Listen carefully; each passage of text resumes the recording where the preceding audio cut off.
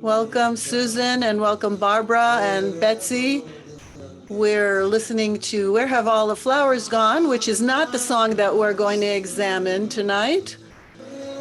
But I'm sure that once we start looking at the Hebrew poem, you'll understand why I have the association of this song. So it's 7:04. We're going to give it one more minute for the people who are going, oh, shoot, that class is now. I said that last night. I know.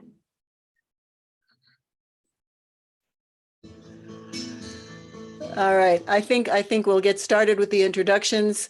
So I am Leah Peer, music director of Kol Nashim, and this is our second text and context session of the season.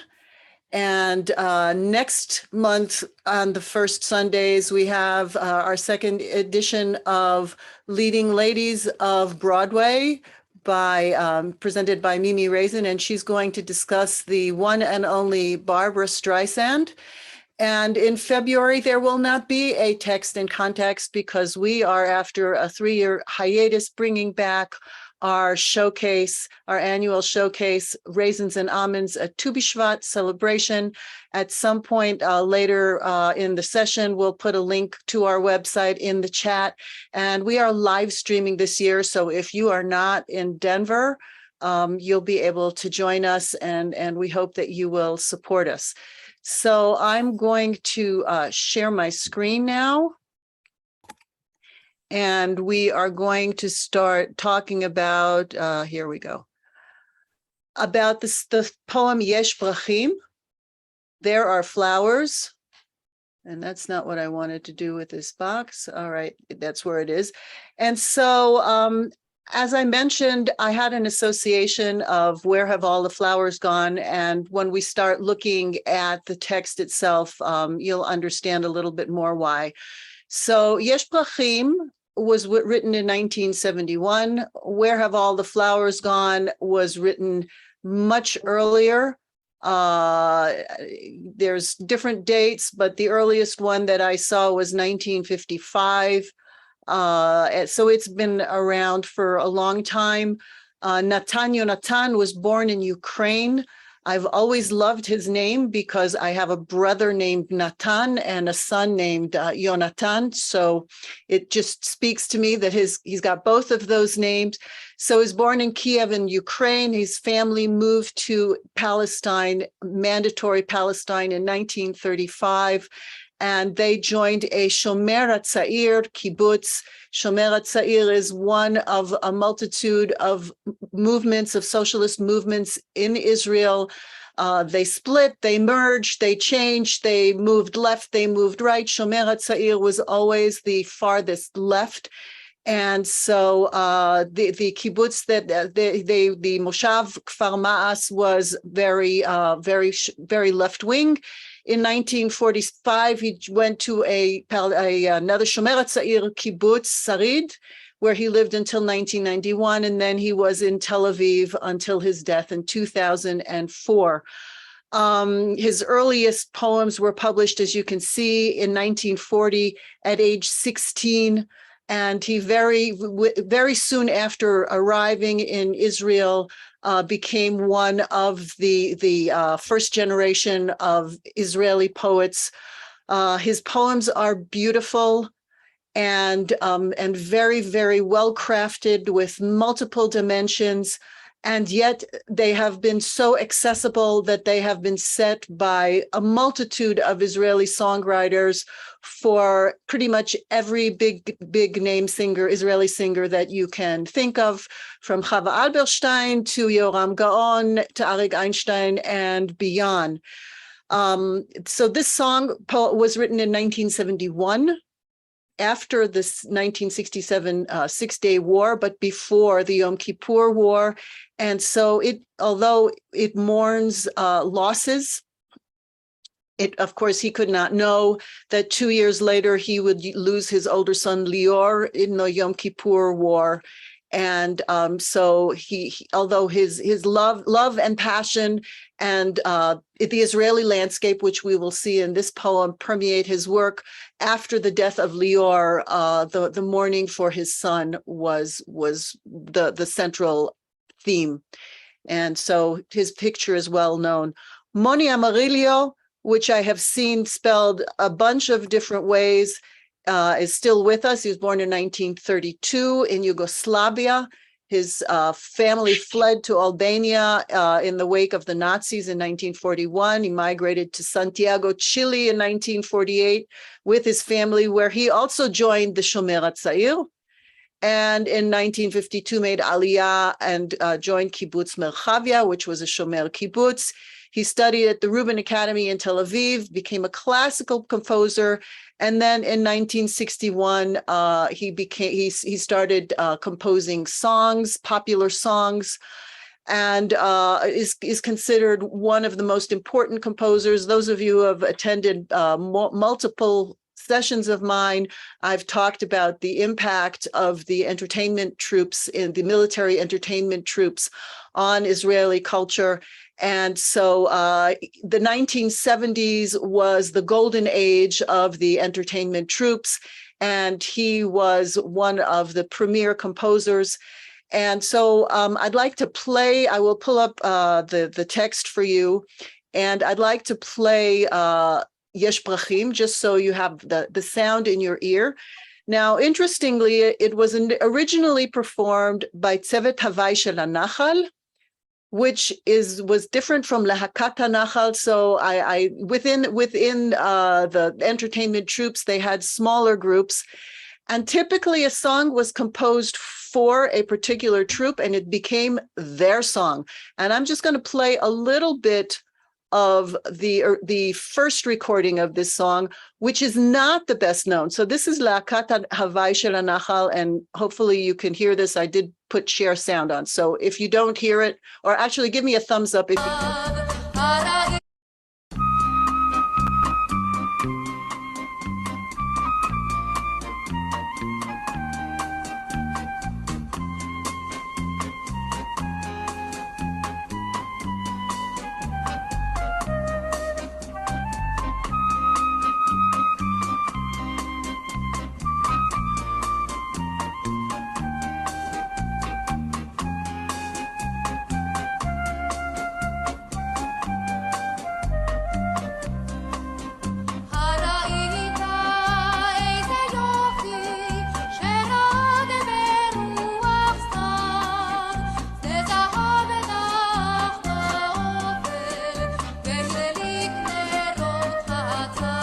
I'm going to pause this because this is not the arrangement that I heard, and this is not the arrangement that was widely spread on the radio in Israel. The one that was widely spread on the radio was by the entertainment troupe of the Central Command, Lakat Pikud Merkaz, and the singer was Dorit Reuveni, who the person that we heard now was not Dorit Reuveni, that was Noga Eshed.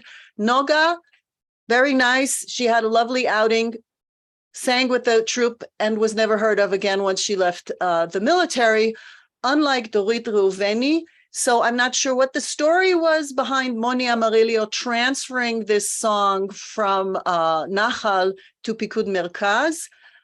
His bio at the Israeli musicians site is a quote from his Wikipedia page, believe it or not. And so there's not a whole lot of information. But this recording is the one that is most often heard on the radio in Israel.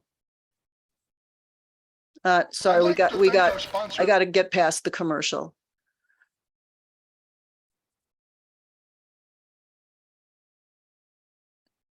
I've got the Liberty Mutual pigeons eating the pies. Okay, here we go. So you'll notice right away, different instrumentation, different mood.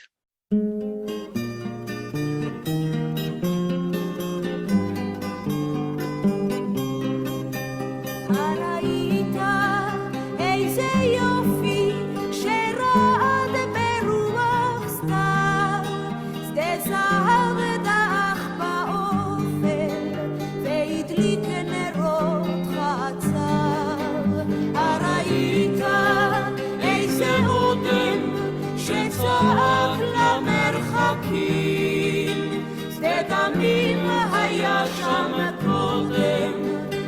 ועכשיו ושדה פרדים. אל תכתוב, נערי יש פרחים שבני חלום. יש פרחים שעד אין סוף נשארים במנגינה. אל תכתוב, נערי יש פרחים שבני חלום. יש פרחים שעד אין סוף עם המנגינה.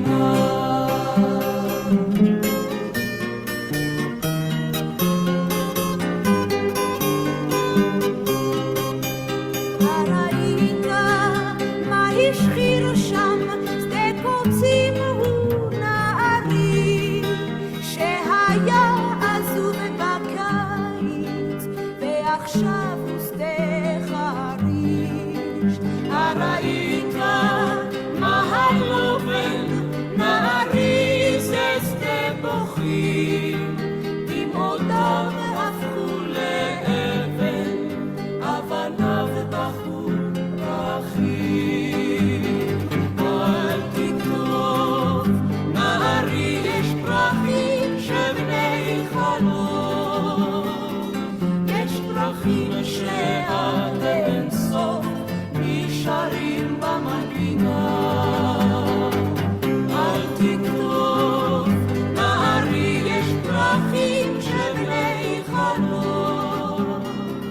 יש פרחים שעד אין סוף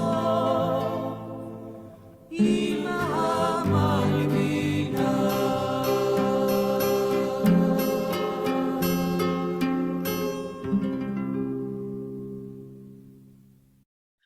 And I'm pretty sure that that was the Nachal trio, not the full group.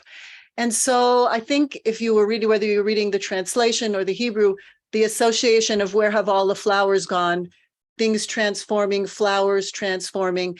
And so I'm just going to read it through one time with the translation. And actually, you know what? We're going to go verse by verse, not this. Okay. So, Hara'ita eze yofi. Have you seen such beauty? Shera'ad beruach stav, that trembles in the autumn wind. Stezahav da'ach ba'ofel, a field of gold faded in the darkness. V'hidlik nerot chatzav. So you can see here an image of a fall field in Israel. Remember that unlike here, the summer in Israel is very, very dry. So everything dries up over the summertime. And so the wheat fields are harvested in the fall and everything is dry at that point. And chatzav, so I looked it up using the Hebrew word because it's often translated as lily, and it's not really a lily. And you can see why the association of candles. Okay, so and they're in the asparagus family. They're bulbs that once it dries out in mid-August, they start sprouting and then they bloom in the fall. So this dead field is suddenly covered with these blooms that light it up in the fall. Hara'ita eze odem. Have you seen such redness? Shetza'ak lamerchakim, that screamed into the distance. Sdedamim hayasham kodam, a bloody field was here before. Ve'achshav hu sde pragim, and now it's a field of poppies. So in a good year, when the winter is nice and wet, so we were in the fall, and that's another association because where have all the flowers gone is very cyclical, right? The flowers turn to maidens, to the young men, to the soldiers. The soldiers are in the graves, and where are the graves? They're blooming flowers. And so we went from fall to winter. When there's a lot of wet, they have choref adom, a red winter. Actually, it's not just the fields, but the desert blooms around in the south, around Beersheba. Actually, last year they had amazing poppies, and there was so much rain that people who went to see the poppies were at risk of getting flooded. And so thousands of people go down to see these blooms of poppies. They're really, really spectacular. Here they're sometimes they're called poppies, sometimes they're called anemones. Whoops, there was supposed to be a page break there. Wonderful being in Word. Hara'ita mahishchir sham. Do you see what was black? Stekotzim hu na'ari. It was a field of thorns. Shehaya azuv b'kaitz, that was abandoned in the summertime. So we did fall, winter, and now we're summer. And those of you who have lived in Israel know that there's not really a spring. It kind of transitions from the wet season to the growing season, dry season. So there was a stekotzim that was abandoned in the summertime, ve'achshav hu sdeh harish, and now it's plowed. So this is as good as I could do. These are the same kind of thistles as this purple one here. When they first sprout towards the end of the rainy season, they're very pretty with this purple, and then they all dry up. And then when you plow the field, it's so dark, it's almost black. And so Yonatan takes us through the seasons, and we'll look at the poem in a minute as he takes us through different views and different colors. And then finally, the chorus. Oh, sorry, I missed one. Hara'ita mahaloven. Did you see the whiteness? Na'ari zesde bochim. My boy, it's a field of weepers. Dim'otav hafchu le'even. The tears turned to stone. Avanav bachu prachim. The stones cried flowers. And so if you do a search for a field of weepers, what you end up is with a funeral, a cemetery. Now, this is a cemetery in Kibbutz Beit Hashita. If you see a field of Israeli stones, this is the best that I could do. Okay, pretty much the whole country is white.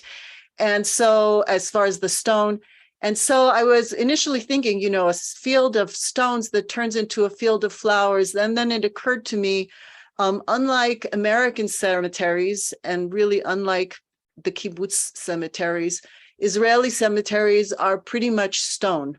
They are a field of stones. There is no grass blooming. The graves are covered with stones, and in between the graves there are gravel paths or paved paths. It is a field of stones. And how do the stones turn the weeping?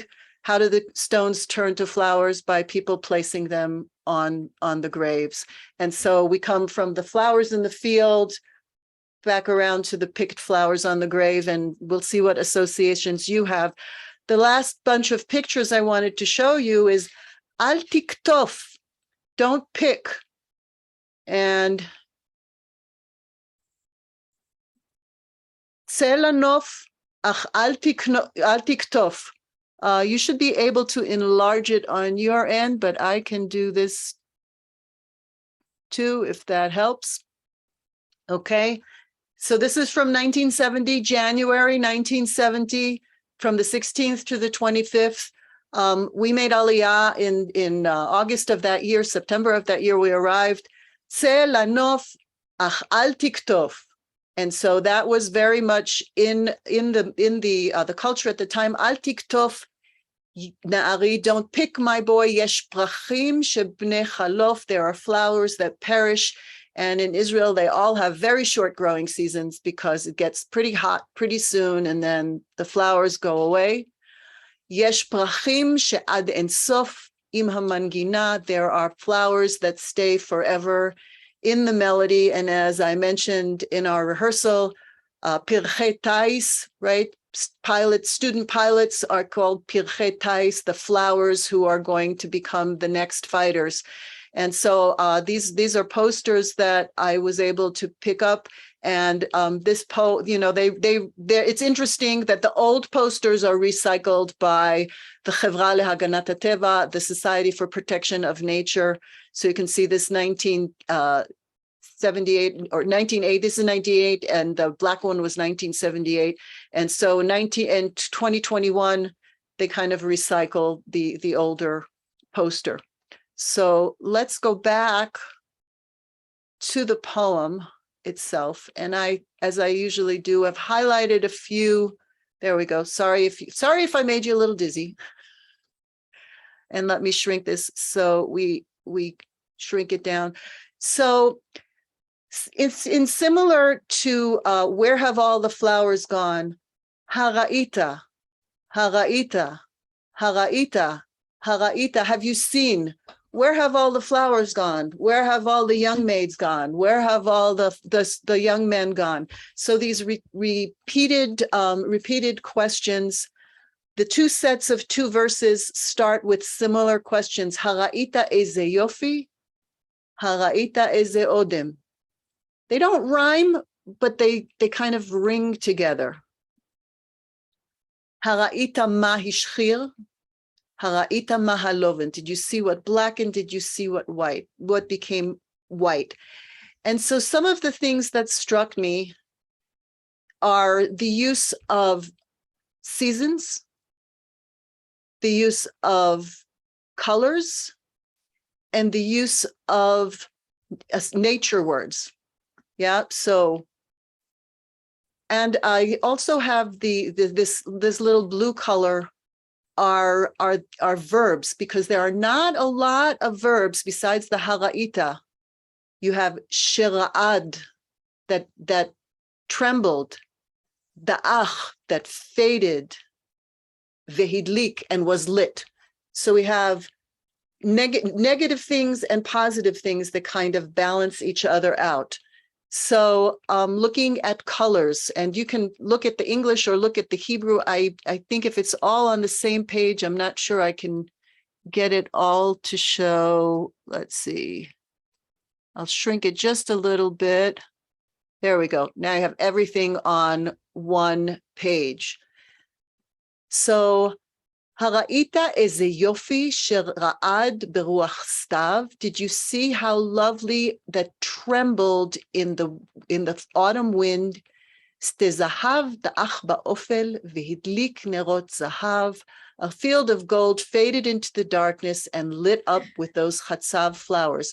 So are there any negative associations in this verse? If we isolate it just by itself, this first verse, this one here, we really don't have a hint that anything is going to be coming up in this poem other than a discussion of nature, right? He kind of sets us up that just imagine this beautiful autumn field, golden autumn field that's trembling.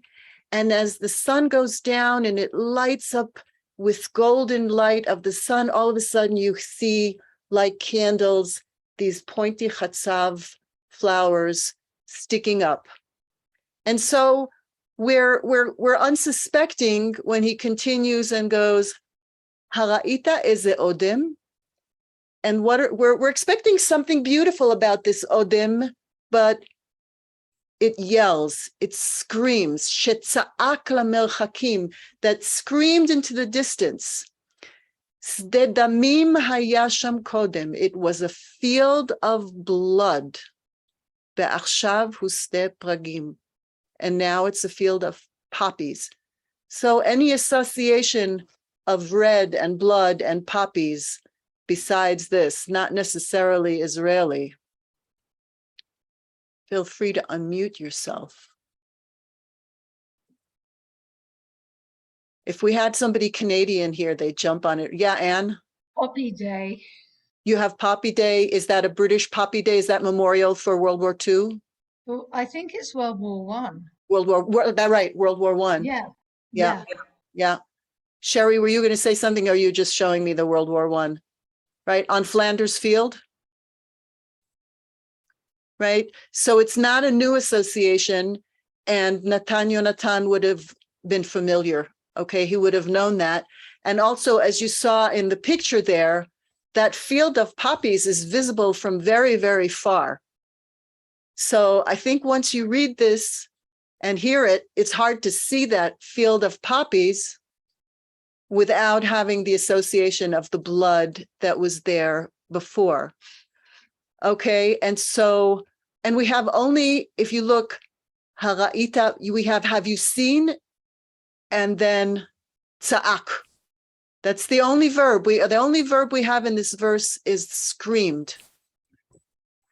Okay, and then we have the chorus, which we talked about. So we started with gold. We went from gold to red. Hara'ita ma hishchir sham. Did you see how black it is there? Now, are we expecting this black to be something positive or something even more negative? Negative.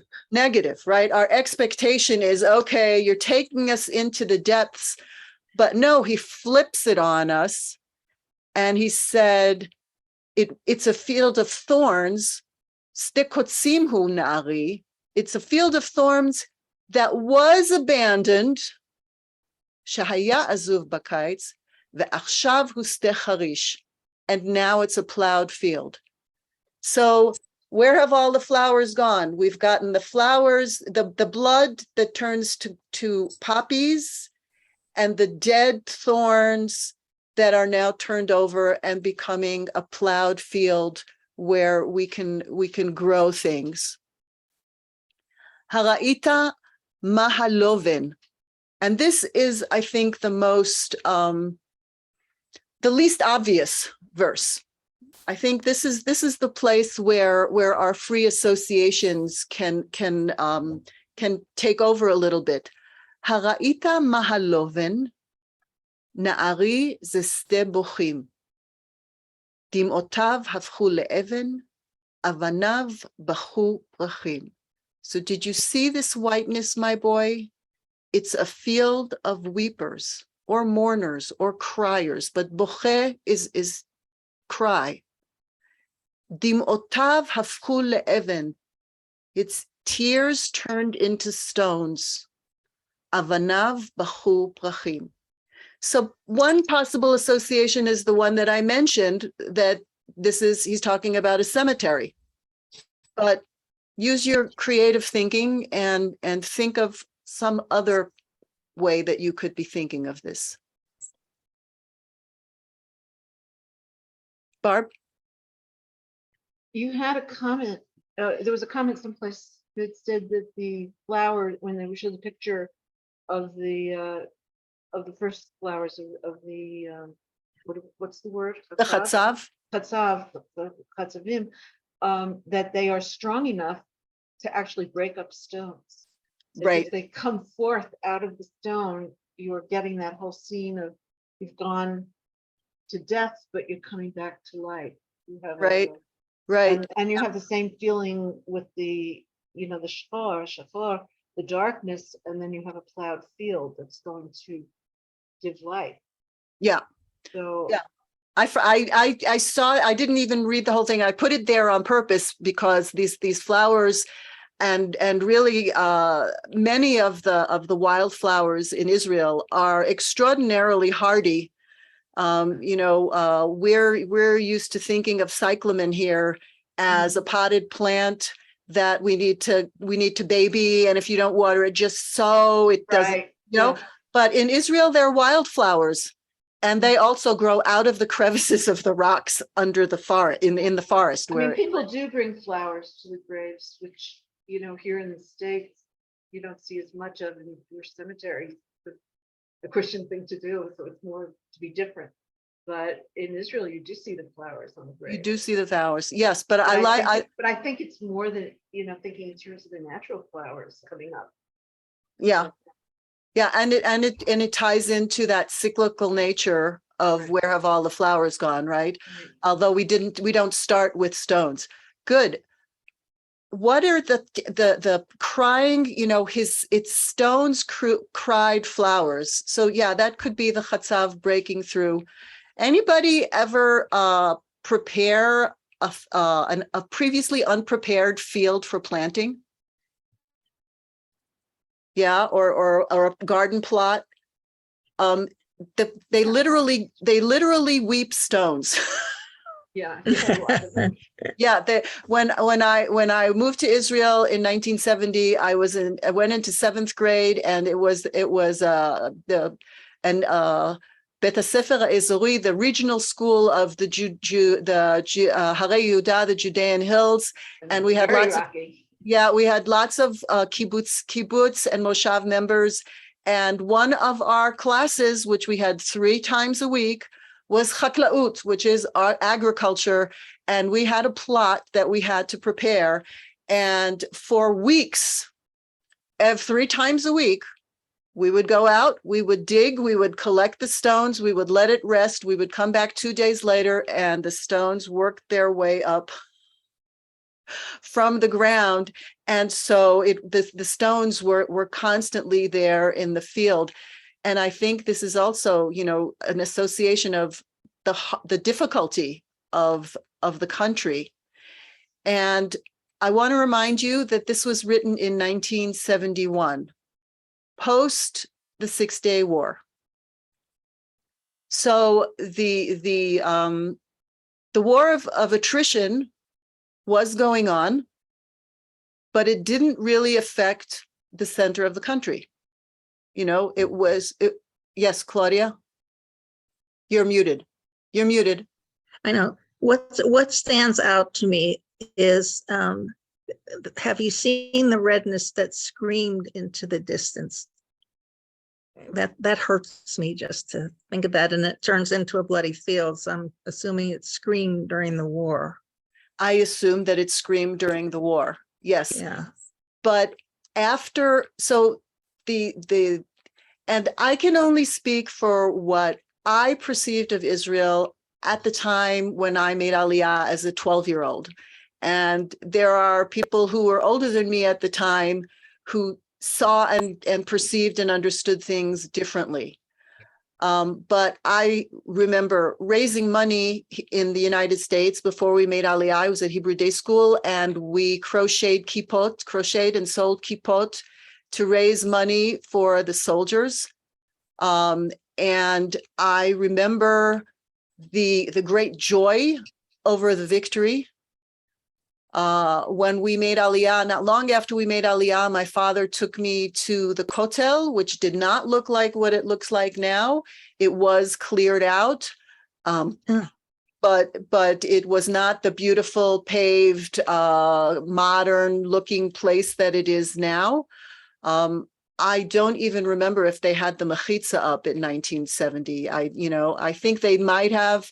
But you didn't have to go through security. It was just, and one of the classes we went through, people talked about everybody went to the Kotel. There was a sense that this was the victory to end all victories. If we didn't have peace with our neighbors, at least we weren't going to have war. We beat them so thoroughly in those 6 days that it wasn't going to be war. And so while this song does mourn the losses, I think there's also a feeling of we're not going to have them anymore. They're going to stay in the melody. At least that's an association that I have. That yes, Barb. I know you were in Israel at that time, and you were older than me. A lot older. Yeah. First of all, we were there. I was there in 1967, like 3 weeks after the war, and they already had a low-level mechitza. Yeah. There. They put it up very What quickly. is a mechitza? A mechitza is the separation between men and women. Oh. So they had a low fence between the two, but everything was wide open. Our biggest challenge getting there is that the part where you had to walk across what's now in the Milan Mall and very high-end hotels and shops, at that time was a minefield. Yeah. They had cleared a narrow path and they had signs everywhere, don't go right or left, or there are going to be mines. By the time we moved there, it was an area of garages for fixing cars. It was all Arab businesses where the they had knocked down some of but this is like closer to the Kotel. There was already knocked down stuff, and it was scary. But what I was going to say, the war itself was not actually fought on Israel territory, but it was fought on what's currently West Bank or Judea and Samaria, in those hills, which are also very, very rocky. So he may have been referring to fields there as opposed to fields that were in Israel proper. Yeah, well, and remember, I mean, Israel was a teeny tiny little sliver, which became much Right. bigger. Right. Yeah. Right. And also, you know, he was in Israel, let me remind myself, because there were, you know, he was in Israel in 1945. Mhm. So, you know, you have the bloody fields of the War of Independence. You had War of Independence. You also had Arab 56. attacks going on in Yeah, those days. you had 56. So, yeah. And so I mean, the border with Jordan was still, you know, was patrolled, it was infiltrated, it was mined, but the feeling that I got from the adults that I came in contact with and the people that was that we're done. You know, we may not have a warm peace, but we're not likely, and you know, there was a deliberate, and even though you know, there was the war of attrition that was going on, the planes were flying, they were losing soldiers, but That for was in the center of Suez. but Yeah. for the center of the country, there was no war. We were moving right along. Yeah, in 67, I worked at Weizmann Institute at that time. So you had a lot of people from a lot of different places. You know, they weren't only Israelis, but this was literally 3 weeks after the war. My first job was to take the tape off the windows and restock the chemicals. Yeah, but this So, is written yeah, in but so 71. this is This already is this is already 71. 4 years later. Yeah. But at that time, there was a lot of debate about what is this really going to mean? What is it really going to mean to have these territories, to have all these Arabs that are now under our jurisdiction? What are we going to do with them? How is it going to go? And there were those who said, there'll be another war. And there were those who said, oh, no, there won't. This is the end. We're Yeah. going to have a lasting peace. So it wasn't a straight answer, but there was hope. Yeah, there was hope. Yeah, Anne. So I'm going to suggest something different. Yay. That Hooray. flowers actually mean the memory of the dead. So they're like the memorials to the dead. So there are flowers that perish, which are normal, the flowers we see in nature, and the flowers that stay in the melody forever. Yeah. That Are the stay memory with of the us. dead. Yeah, I Yes, agree with that. for sure, for sure. And then the question is, once you hear that in the chorus, do you then make an association of all of the mentions that he makes of flowers in nature? Double meanings, yes. Are they, you know, are they reminding us of those who were lost? I think And- so, and especially that's confirmed in the last verse. Yeah. Yeah, I agree. I have one more recording that I would like to play for you. So we heard two very old. It's always weird for me to talk about something from 1971 and say it was very old. But we've heard two older recordings that were very much in the spirit of, they were arranged by the composer. Okay, they were arranged by the composer, and I have to say I like the guitar a lot better than the flute. And I was able to find an arrangement that was written by Avital Feigl, who I contacted actually. And so she arranged this for some singers, for some young singers at the JCC. Actually, I'm going to unshare because this one, I was just looking for something that I could show you a video, because all the other recordings have an album cover and the song playing. And so she arranged this for some high school and middle school students, and she names them. And they performed this on in Palo Alto at the JCC in Palo Alto for Yom HaZikaron 2021. And it is Avital who is playing on the keyboard. So let me share that with you. And let's make this full screen. And I think you'll be struck, first of all, by how wonderful these kids are.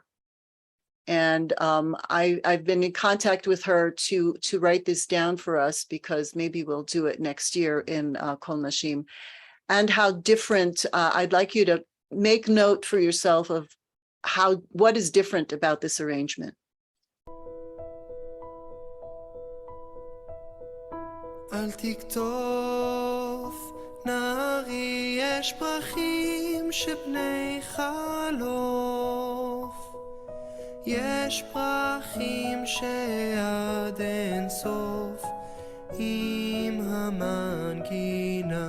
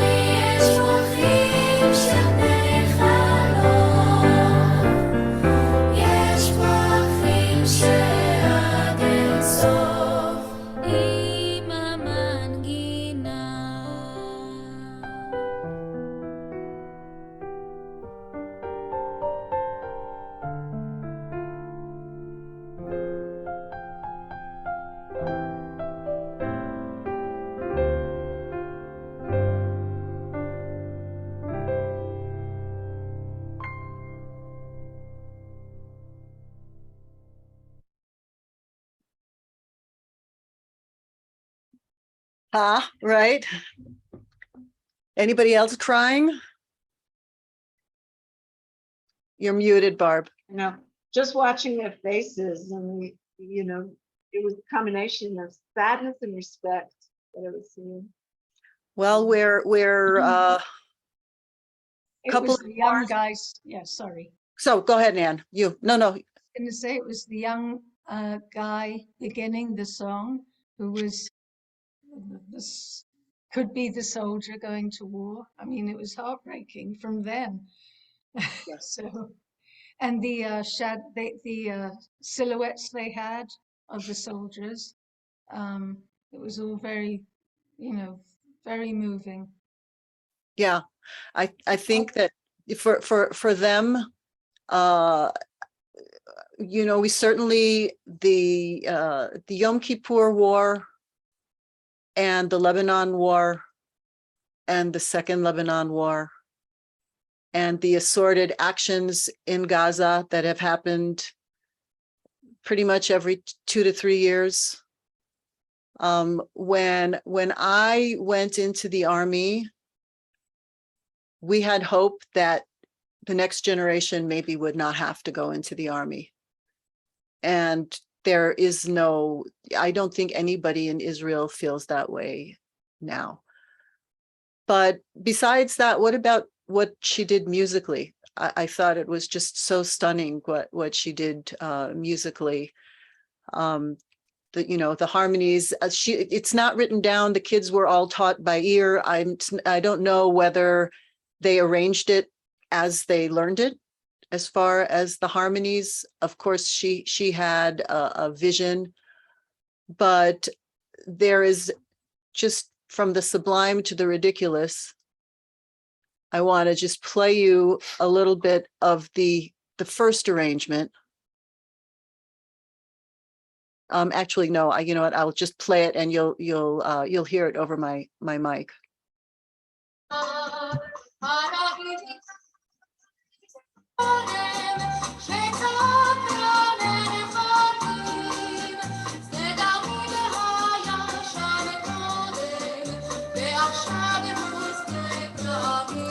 Right, it's almost a tango. It's almost a tango, right? Where yeah, which reflects. Yeah, did anybody want to verbally say something? I see all kinds of hands moving.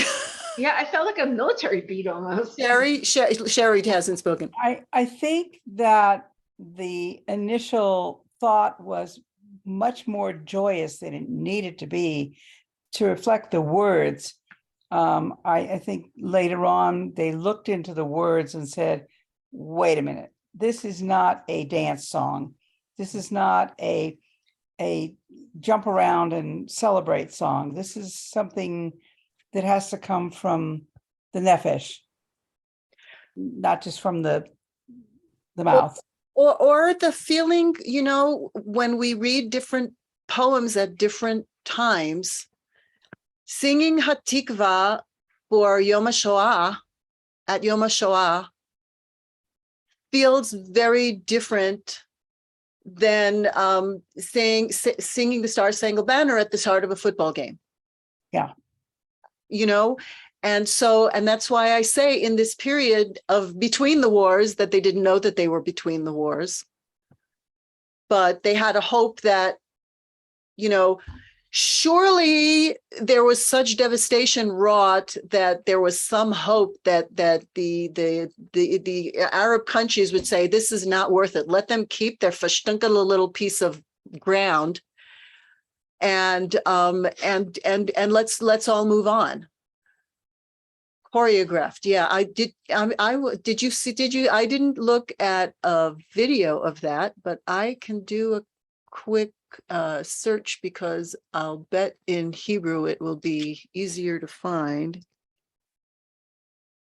Come on, give me the Hebrew.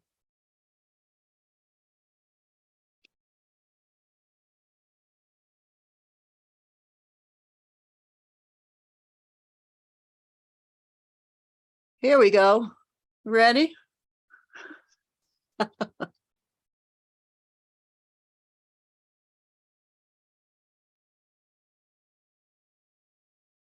To dance to? Wow. Yep.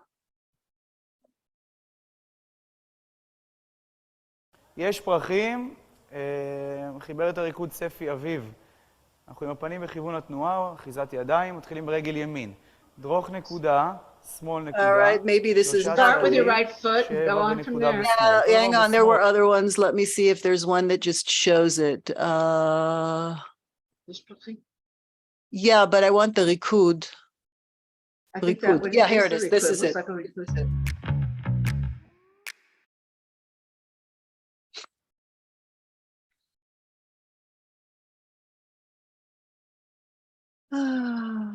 They want money from me to avoid the ads, and I won't do it.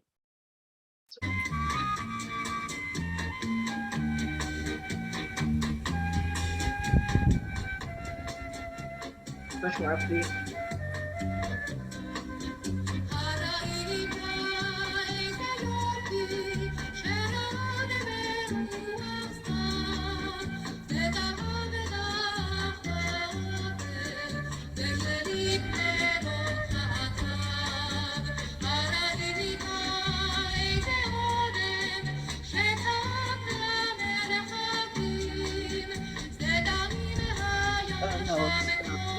No, yes, it is.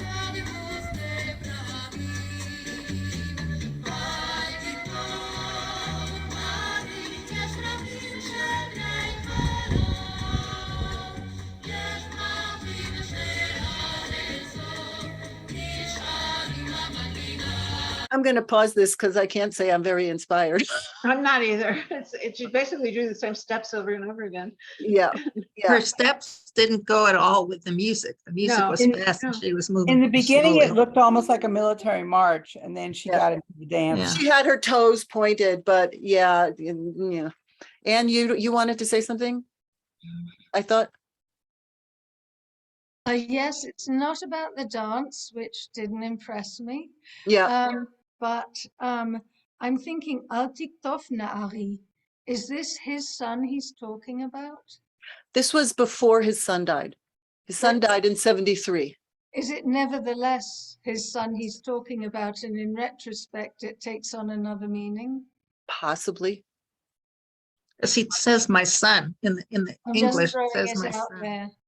Yeah, well, did I write? I might have He written. didn't say B'ni, which would be my son. Yeah, it's Na'ari. It's my young man. It's you like know, I mean, teen. maybe talking Mm. to a soldier, Mhm. but there's the whole argument about what is it Na'ar, because I think Yitzchak is a Na'ar when he's taken for the Akedah, and And they he's say 40 years old. anywhere from weaned to in his 20s. So He's older than that. yeah, They're looking for a wife for him right afterwards. So Sarah dies and he looks for a wife. So- yeah, there's all kinds of Dvar Torahs about doing the math of that Yitzchak went up to heaven and what's limud, and there's all kinds of, because the math doesn't work out with the ages of Avraham and Sarah if it was immediately after. I don't remember the exact cheshbon, but I heard something. I heard a Parshat Shavua to that effect at some point. So that's all I've got. If anybody else has anything else to add, I'm happy to hear it at this point in time. So I do want to ask you to please, let's see, stop share. There we go. Sorry, I thought I had stopped that. I will pull up the page on our website. Please do consider, please do consider, oh, there, the dance. Okay, Colorado.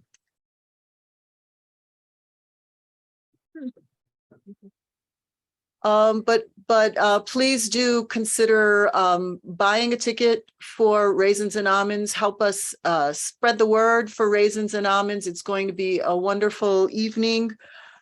We have tickets and suggestions and messages for every pocketbook. So next month, as I said, first Sundays, Claudia. I want to mention that also, thank you, Leah, for the commercial about Raisins and Almonds. And this is for Susan, who is only a part-timer in Denver. It is possible to view Raisins and Almonds. The event will be live streamed that evening. So please, if you are not able to be with us in person at the Hebrew Education Alliance in Denver, at $18, you can help support us and enjoy the evening from wherever your couch is. All right. So thank you, everybody who joined us. And I will see you next month, hopefully at Mimi's program about Barbara Streisand. And then February is our big event. Laila Tov, everybody. Laila Tov. Good night and happy Thank you Hanukkah. so much. Happy Leah. Hanukkah. Thank you.